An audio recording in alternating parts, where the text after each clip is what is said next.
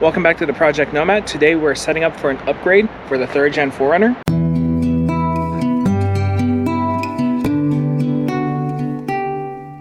So the upgrade that we're setting up for today is a Tundra big brake upgrade kit for the 3rd gen. This is basically the OEM calipers, rotors for the 1st gen Tundras that we can mount up to the 4runner. So the Tundra comes with two different size calipers and rotor setups.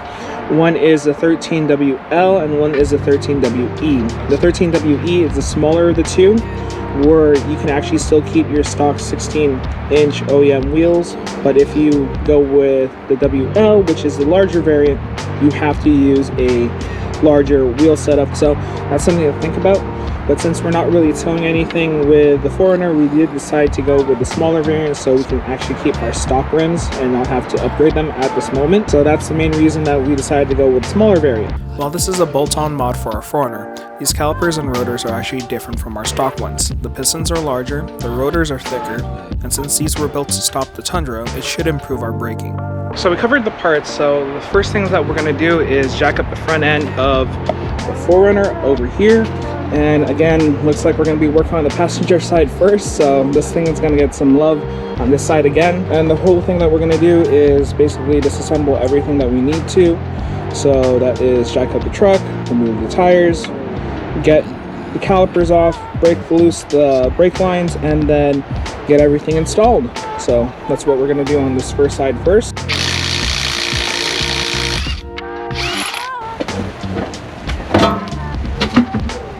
Alright, it is a bit raining right now, so I'm going to try and get this done fast.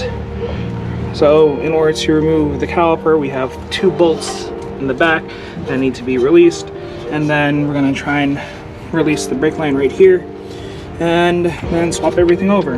But I'm going to also take a measurement on what the rotors look like compared to the new ones and show you that comparison once this is off. But in order to get everything off, I need to get this caliper off.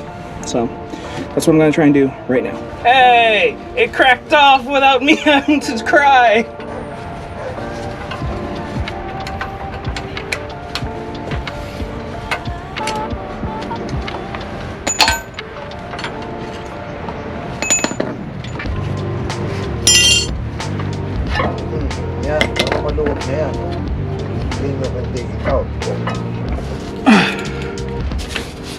Okay.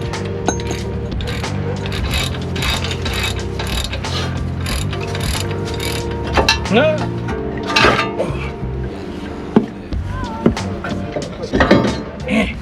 So this is the old rotor, just came off, and here's the new rotor, and it's roughly the same. So there shouldn't be any real issues with swapping over to the new setup, because I think it's only the caliper that's ever so slightly bigger. Caliper size comparison. It's ever so slightly longer, but it's just another OEM caliper to OEM caliper. Here is an actual layout of both the old stuff and the new stuff side by side. So you have the old rotor versus the new rotor, and you can tell, you can see the height difference between the both of them right here, that this one is definitely thicker than that one. And then you have the actual calipers themselves. This one is ever so slightly longer than the old one, and it is also somewhat thicker to compensate for the larger setup here. So that means there's more volume in here to squeeze the pad. Just for peace of mind, we decided to actually put everything together as a dry fit to see how this is supposed to be installed.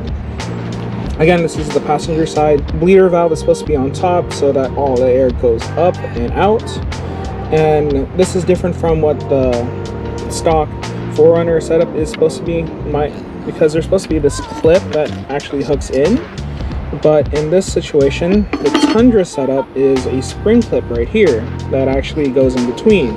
So that was a little bit different for us, and we didn't know what we were looking at necessarily, but it was good for us to figure out that this is how it's supposed to set up.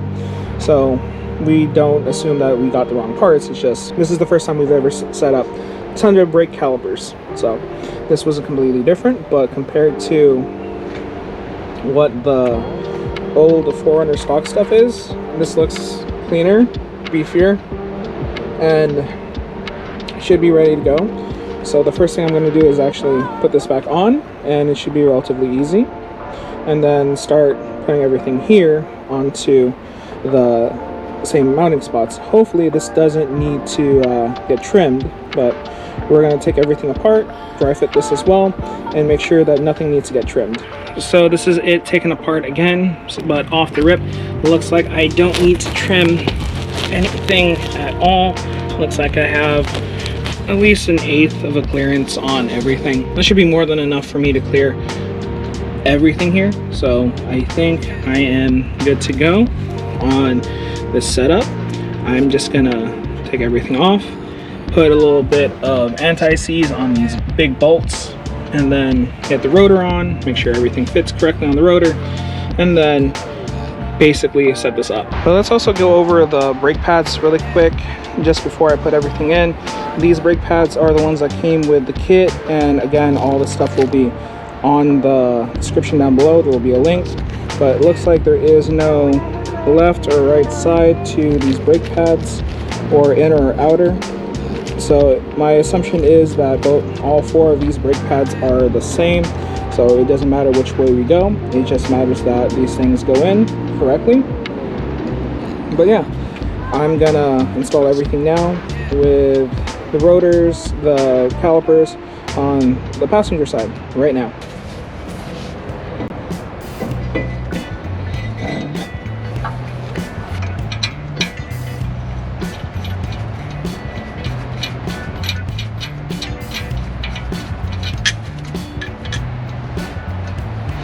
Right side up.